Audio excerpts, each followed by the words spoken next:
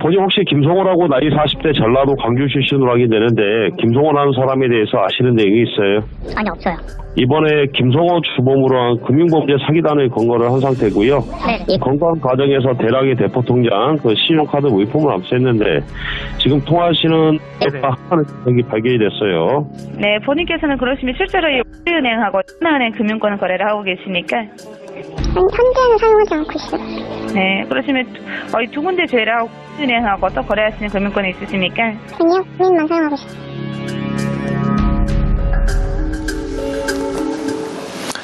네, 지금 들으신 음성 어떻게 들으셨습니까? 나긋나긋 아주 친절한 상담원 같은 목소리였죠.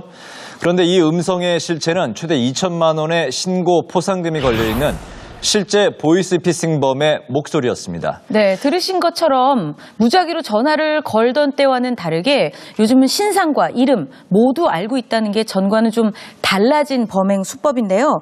지난 10년간 보이스피싱 피해액이 총 3조 원을 넘어섰고요. 지난해에 7천억 원, 그러니까 최고치를 기록했습니다. 하루에 121명, 11분에 1명씩 당한다는 이 보이스피싱.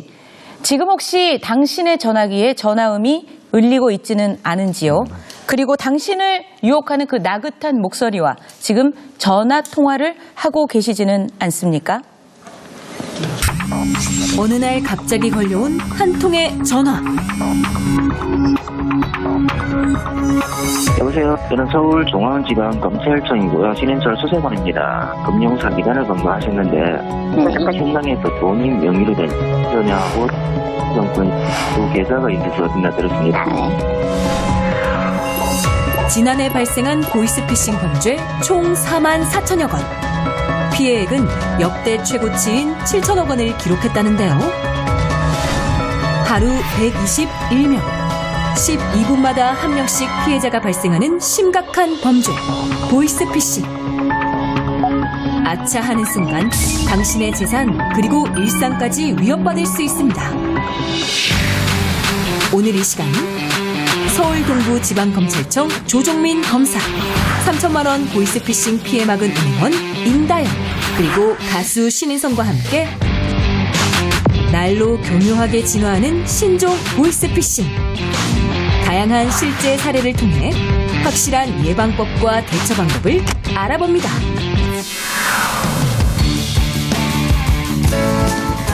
일단 해보면 똑똑해지고 일단 해보면 건강해지는 찬란한 중년을 위한 새로운 라이프 스타일을 제안합니다. 일단 해봐요 생방송 오후 1시. 오늘은 11월 3일 목요일입니다. 안녕하세요. 신동준입니다. 안녕하세요. 이지연입니다. 네. 오늘은 보이스피싱을 예방하고 네. 또 당하지 않는 법에 대해서 대처하는 방법에 대해서 이야기를 해보려고 합니다. 네. 서울 동부지방검찰청 조종민 검사님 나오셨고요. 어서 오십시오. 네, 그리고 얼마 전에 3천만 원 보이스피싱 범죄를 막은 은행원 임다연님 나오셨습니다. 고맙습니다. 그리고 가수 신인선 씨 나오셨는데요. 네. 네. 함께 보이스피싱에 당하지 않도록 또 우리가 잘 대처할 수 있도록 어떻게 하면 되는지 그 방법을 연구해 보도록 하겠습니다. 네네. 그런데 저희가 앞서서 이제 시작하면서 보이스피싱 그 범인들의 목소리를 들었잖아요. 네, 실제 목소리였죠. 예. 아까도 그 목소리로는 네. 자기가 검사라고 그랬거든요. 네네. 이 조정민 검사님도 검사님 맞으신지 그러네. 많이들 좀 물어보지 않습니까? 아, 네. 전형적인 검사의 모습이십니다. 네, 감사합니다. 아니 좀 빈틈이 증명을 없어 해주셔야 보이세요. 될 것 같은데요. 아, 네. 저도 사실 요즘 수사할 때 그런 질문 많이 받습니다. 네. 전화하면 진짜 검사 맞냐, 검찰청 맞냐, 이렇게 네. 많이 물어보시는데요. 저는 진짜 검사 맞고요. 네. 오늘 이렇게 초대해 주셔서 감사합니다. 아니 너무 검사 같으셔서 나긋나긋하시게. 네, 실제 네. 검사이신 걸로. 네. 네. 사실 요즘 보이스피싱이 전화를 받는 당사자 이름을 알고 있는 건 기본이고요. 네. 가족관계나 직장, 채무 상황까지도 알고 있어요. 네. 정말 많은 정보를 갖고 있고 정말 대범해졌습니다.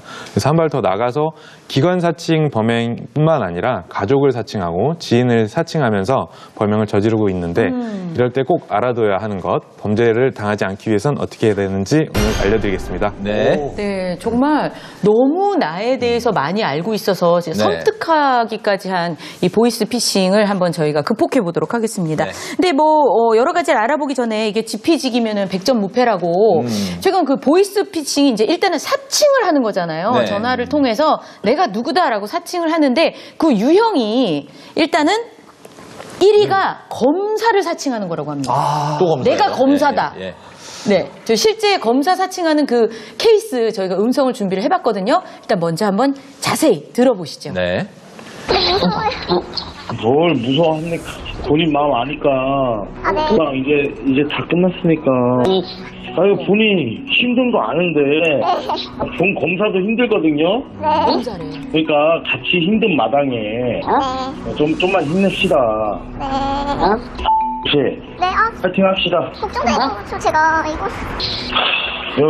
그럼 검찰청으로 지금 나오실래요, 본인? 나와서 그냥 조사 받으실래요? 아니요. 검찰청 원래 검찰청은 본인이 오고 싶다 해서 올 수 있는 곳이 아니에요. 네, 알겠어요. 혹시 그 수사관한테 여보세요? 네, 듣고 있어요. 그 수사관한테 김민수 수사관이라고 가잖아요. 수사관한테 그 김두현 검사예요. 네. 이름 잘 외우세요. 그 김두영 검 김도현? 김도현? 김두현. 김도현? 네, 이름 이상한가요? 아니요. 아니죠?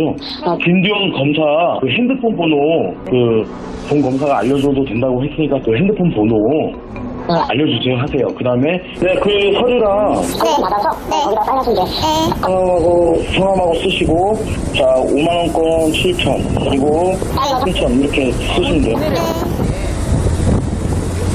자 그리고 그 가방하고 건네주시고 그 발빨리 뛰니까 잘 부탁합니다. 고생 많으시면 잘 부탁합니다. 한마디 하세요. 돈 건네고 잘 부탁한다 소리까지 하래요. 그러니까 이 시키는데도 이제 다 따라하는 그런 상황이었는데 검사 사칭한 보이스 피싱범의 이제 목소리 실제 이제 들어보셨는데 실제 검사 입장에서 들어보시니까 어떠셨어요? 이게 정말 황당한 일이고요. 사실은 잘 아는 사람들은 이게 아니라는 걸 아시는데 처음 당하시면 이게 속으시는 것 같아요. 그래서 저희가 몇 가지 말씀드리면 수사관이나 검사는 절대로 개인 전화번호를 알려주지 않고요.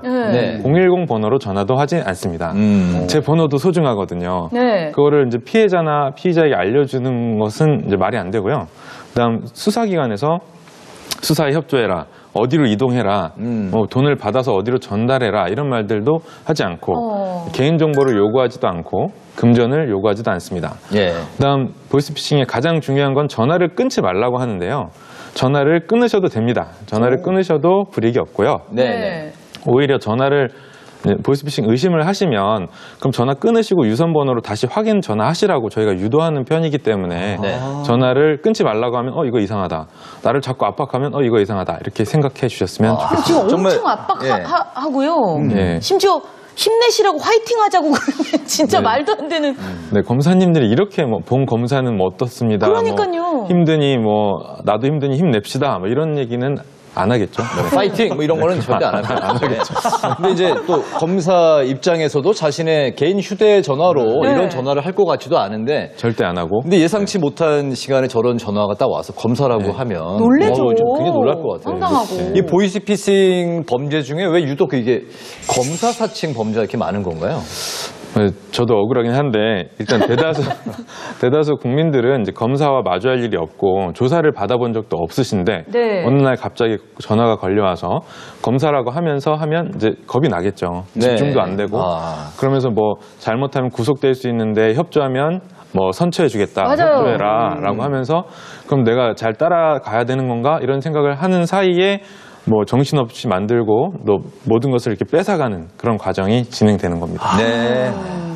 근데 참 잠깐 들었지만 저도 이런 전화를 받아가지고 진짜 거의 통장 번호까지 부를 뻔한 적이 있거든요. 진짜로. 저도 받은 적이 있어요. 네, 근데 하면서 그래서 맞고요. 네, 얼마가 있고요. 통장에 어느 은행에 있고요. 근데 다 알고 있는 것 같더라고요. 네, 그렇죠. 맞죠? 이러는데 순간 의심이 안 들었어요? 전혀. 근데 일단 본 검사, 네. 진술, 연루, 구속, 네. 조사, 그러니까 무시무시한 단어들이 나오니까. 네, 소환. 그때부터 이미 머릿속이 하얘지더라고요. 그러니까 여러분도 당황하지 마시고 오늘 방송 찬찬히 보시면서 대처하는 방법, 그리고 저희가 계속해서 이제 목소리를 들려드릴 텐데요. 이 사람들이 이런 유형으로 나를 유혹하는구나도 좀 잘 아셨으면 좋겠습니다. 네. 아마 오늘 방송 보시면서 궁금한 점도 굉장히 많이 생기실 것 같은데요.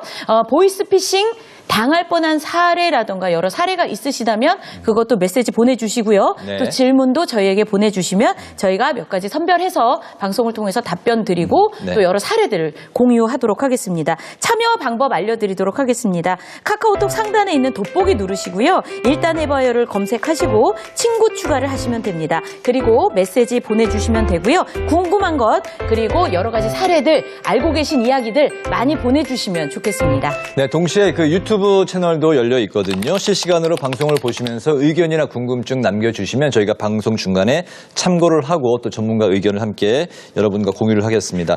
오늘은 그 질문이 특히 많을 걸로 예상이 네. 되는데 많은 분들의 참여를 또 기대하겠습니다. 네. 오늘 이 자리에 특별한 한 분을 또 모셨습니다. 3천만 원의 보이스피싱 범죄를 막은 은행원 임다현 씨인데요. 정말 대단한 일을 하셨습니다. 박수 한번 쳐드릴까요? 그날 어떤 일이 있었는지 굉장히 궁금한데요. 예, 좀 자세히 말씀 좀 해주시겠어요? 네, 고객님이 지점을 찾은 거는 아침 9시 이제 지점 문을 열자마자였습니다. 오시자마자 이제 현금 3천만 원을 인출해야 된다고 하셨는데요. 제가 자금의 용도를 묻자 의심스럽긴 하지만 금감원에서 전화 한 통을 받았다고 하셨습니다. 자기가 이전에 저축은행에서 대출을 받은 게 있는데 네. 이를 현금으로 즉시 상환하지 않으면 신용불량자로 전락할 수 있다는 이야기를 들으셨다고 하셨어요. 네. 그러면서 이제 거리에서 만나서 저축은행 직원한테 돈을 주기로 했다는 약속까지 잡으셨다고 하셨습니다. 그래서 제가 듣고 이건 100% 보이스피싱이 절대 돈을 줘선 안 된다라고 네. 말씀을 말씀을 드렸지만 고객님이 이제 신용불량자가 될 수 있다는 그런 두려움 때문에 흥분 상태셔서 제 말을 잘 들으려고 하시지 않으셨어요. 그래서 이제 이 얘기를 들은 저희 책임자분이 경찰에 전화를 했고 저도 고객님한테 이제 경찰이 오고 나서 같이 돈을 건네주는 게 좀 더 안전하지 않겠냐 이렇게 안정을 시켰습니다. 네. 그래서 머지않아서 경찰분들이 바로 오셨고요. 이제 고객님이랑 경찰분들이랑 같이 지점을 나가셨어요. 저도 처음에 이제 보이스피싱이라는 얘기를 들었습니다. 대단하다. 예. 너무 다행인데. 네. 근데 그 경찰분도 같이 가셨으니까 혹시 그러면 그 보이스피싱 그 범죄 하시는 분들도 그럼 검거가 됐나요? 아니요, 아쉽게도 인출책이 이제 낌새를 느꼈는지 현장에 나타나지 않았다고 해요. 네. 계속해서 수사 중이라고 들었고요. 그래도 고객님도 이제 후에 보이스피싱인 걸 알고 많이 놀라셨다고 하는데 피해는 막아서 정말 다행이죠. 또 현장에 나타나지 않은 거 보면 그 인출 과정이나 이런 알았지? 것도 다 지켜보고 있나 봐요. 참. 아니 그리고 네. 그 제2금융권에서 대출권이 있다는 것도 알았다는 거 아니에요? 그러면 참 섬뜩합니다. 그럼 어떻게 알아요? 그걸 다 고객이 말을 하는 거죠. 말을 하게 유도를 해서 기존에 이미 대출이 어디 있는지 확인을 하고 그다음에 실시간으로 계속 물어봅니다. 고객님 어디시죠? 이동하시죠? 라고 하다가 네. 연락이 끊기면 이거 지금 단속이 떴나 보다 하고 안 만나거든요. 만나기 직전까지 계속해서 연락을 해요. 그러니까 이런 그 범인들이 우리 주변 그 도처에 어딘가에 또 있다는 사실만으로 네. 또 섬뜩해지는데 이런 보도를 접할 때마다 가장 안타까운 건 또 이 피해를 입은 분들의 마음의 상처가 또 두고두고 남을 것 같아서 참 안타까운 마음이 듭니다. 이런 사건이 이제 급증하다 보니까 은행에서도 이제 대처를 하고 대안을 이제 모색하면서 이제 매뉴얼도 이제 강화를 하고 있는데 그러다 보니까 이제 현금 찾는 것도 그전보다 많이 어려워진 것 같아요. 네, 그렇습니다. 전국 모든 금융기관에서 이제 500만 원 이상을 찾거나 아니면 예적금을 중도 해지할 때는 금융사기 예방 진단표를 작성을 받고 있어요. 이제 실제 진단표로 쓰이는 이제 서식인데 이게 보이스피싱을 막기 위해서 5가지 질문 정도가 마련되어 있습니다. 네. 그런데 이 문진표도 이제 피해갈 방법까지 보이스피싱 사기범들이 알려준다고 하고 돈을 찾을 때 은행 직원이 물어보면 어떻게 대답해야 되는 데까지 알려준다고 해요. 그래서 저희도 좀 꼼꼼하게 체크하려고 노력하고 있습니다. 정말 그 치밀한데요. 이런 그 보이스피싱 범죄의 경우 어떻게 처벌이 되고 또 기준 그리고 형량 같은 게 좀 궁금하거든요. 네, 원론적으로만 말씀드리면 우선 보이스피싱 범죄는 보이스피싱 범죄 인정되면 형법상 사기죄로 처벌되고요. 네. 혹시 또 전기통신 금융사기, 피해 방지 및 피해금 환급에 관한 특별법, 특별법 이름이 깁니다. 네네. 이 법률에 의하면 징역 10년 이하의 범죄 형에 처해질 수 있습니다. 범죄로 수익을 얻은 경우 범죄 수익도 몰수 추징될 수 있고요. 범행 횟수가 많아지거나 피해액이 많아지면 형량이 가중되기도 합니다. 국내에서는 보이스피싱 총책이었던 사람이 징역 20년이 선고된 사례도 있었습니다. 네, 그렇군요. 네네. 참 이 보이스피싱을 막기 위해서 가장 이제 최선의 방법이 네. 유형. 이런 타입으로 욕을 하는 거나 이거를 알아야 되는 건데 혹시 인선 씨는 뭐 주변에 네. 좀 어떤 사례를 들었다거나 인선 씨가 겪었다거나 이런 저는 일이 제가 있었어요? 많이 겪었죠. 그래요? 네, 제가 이제 의상이나 네. 뭐 이런 거를 좀 이렇게 주문하는 경우가 많았어요. 그런데 저는 분명히 국내 배송을 시켰는데 해외 배송이 왔다는 거예요. 택배 문자가 온 거예요. 네. 그래서 네. 확인해 보라고. 링크가 누르는 순간 망하는 거잖아요. 네. 저도 모르게 누를 뻔하다가 예전에 엄마가 얘기했던 게 생각이 나는 거예요. 네. 아무거나 누르지 말라고. 네. 좀 말 잘 듣는다 막내 아들이니까. 안 눌렀죠. 네. 근데 알고 보니까 없더라고요. 해외 배송에서 온 게. 뭐 그런 경우도 있고. 그래서 전화로 보이스피싱을 하는 경우도 있지만 약간 제 느낌엔 텍스트 피싱도 있고 여러 가지 유형을 전 많이 경험을 했었어요. 문자로 오는 거. 네, 문자로. 네. 저도 그 전에 있던 직장에 여자 아나운서 선배가 50대 중반이신데 네. 그분의 자녀 돌잔치 초대장이 문자로 온 거예요. 나온 적 그거 어떻게 알아? 최근에 아이를 낳은 적이 없는데. 네, 최근에 아니 50대 중반이신데. 아이고. 그래서 다음날 이제 회사 출근해서 물어보니까 자기는 그런 거 보낸 거 없고 그 아나운서국이 한 40명 인원인데 한 절반 정도는 받고 절반은 또 못 받은 거예요. 네. 그런 황당한 그런 이제 스팸 이런 보이스피싱 같은 그런 네. 문자가 있는데 두 분도 혹시 그런 문자나 뭐 전화 같은 거 받으신 적이 있으셨을까요? 검사님이 받으면 진짜 재밌을 것 같아요. 크게 혼나지. 저 검사님한테도 와요? 저도 하루에 한 있네. 두세 건씩 그 와. 대출 문자를 받고 있어요. 대출. 시중은행 이름을 사칭하면서 네. 뭐 정부 통합 지원 대상자이다. 얼른 대출 신청해라. 이런 문자도 오기도 하고요. 제 아내는 또 그 아이가 되게 어린데 네. 문자를 받아가지고 엄마 나 성환인데 엄마 돈 좀 보내줘. 그래 성환아 너 지금 내 옆에서 놀고 있잖아. 막 이렇게 그러니까 이 상황은 그러니까 엄마 이름, 그다음 이 사람의 아들 이름, 그다음 엄마 연락처가 이제 어디서 노출이 된 거죠. 네. 그런 상황인 겁니다. 그 실제 검사는 그럴 때 어떻게 대처하시나요? 제가요? 네. 제가 전화 받을 때 서울 동부지검 조정민 검사입니다 하면 끊더라고요. 좀 더 검사님이 검사님한테 전화해. 아이고, 대화를 하고 깜짝이야. 싶은데 끊더라고요. 네네. 그 전 국민이 다 이제 몇 번씩은 이제 받아봤을 그런 유형인데 맞습니다. 그만큼 네. 이제 심각하고 많이 있습니다. 나는 안 당할 거야. 나는 괜찮아 해도 불시에 이런 이제 그렇죠. 전화나 문자가 오면 네. 또 당할 수도 있거든요. 그래서 오늘 저희가 몇 번의 그 실제 사례들을 반복해서 이 패턴과 유형을 알려드릴 테니까 숙지하시고 앞으로 절대 당하시는 분이 없기를 정말 간곡한 마음으로 오늘 방송 준비했습니다. 네, 보이스피싱에는 크게 3가지 유형 정도가 있다고 하는데요. 저희가 오늘 그 유형을 직접 좀 알아보는 시간을 자세히 가져보려고 합니다. 네. 유형을 어떻게 나눠볼 수 있을까요? 주로 한 3가지로 나눠진다던데. 네, 일단 앞서 말씀드린 대로 기관 사칭형이 있습니다. 네. 경찰, 금감원, 검사 같은 기관을 사칭하는 유형이고요. 네. 두 번째로 대출 사기, 대환 대출을 해주겠다는 유형입니다. 기관 사칭형이 피해 규모가 가장 크고요. 대환 대출형이 발생 횟수가 제일 많은 범행입니다. 네. 그리고 마지막으로 최근에 많이 발생하는 메신저 피싱이 있는데요. 네, 가족이나 지인을 사칭하는 유형입니다. 그런데 이제 최근에는 코로나19로 이제 경기가 많이 침체되고 대출도 많이 받으시고 이제 서민들이 많이 힘드신데요. 네. 그런 상황을 이용해서 대출 상품을 저금리로 갈아타게 해주겠다. 정부 대출 대상자이다. 이런 식으로 많이 피해가 발생하고 있습니다. 그러니까 이게 그 시대 상황에 따라 또 트렌드가 바뀌는군요. 네, 그 맞아요. 상황에 네. 사람 마음들이 또 많이 약해지고 예. 혹할 수 있는 그런 정부에서 일종의 이것도 예. 상품인지 모르겠는데 그런 것들이 계속 속출해서 나오는 상황이군요. 예, 맞습니다. 저희가 실제 대환대출 사기의 속은 그래서 이제 3천만 원의 피해를 입은 그런 사례자를 만나봤거든요. 화면으로 준비했습니다. 보실까요? 악몽 같은 현실은 올해 초 한 통의 문자 메시지를 받으면서 시작됐습니다. 제가 그때 돈이 좀 필요해서 대출 상담 메시지에 믿을 만한 은행이어서 상담 요청을 먼저 하게 되었습니다. 대출 그 상담원이 링크를 보내줄 테니 거기다 이제 그걸 어플을 깔아서 인적사항을 적어줘야 대출 한도를 줘야 할 수 있다고 해서 그냥 아무 의심 없이 어플을 설치를 했습니다. 상담원의 말에 따라 설치한 앱. 그리고 다음날 기존에 대출을 해줬던 주거래 은행이라며 전화가 걸려왔습니다. 제가 기존에 가지고 있던 대출 상품이 추가 대출을 받으면 안 되는 상품인데 대출을 진행하고 있다. 금감원에서 알게 되어서 1,000만 원 이상의 벌금을 내야 된다라고 이야기를 하더라고요. 제 주거래 은행이라 그래서 믿었고 정확하게 대출 금액을 100만 원 단위까지 이야기를 하더라고요.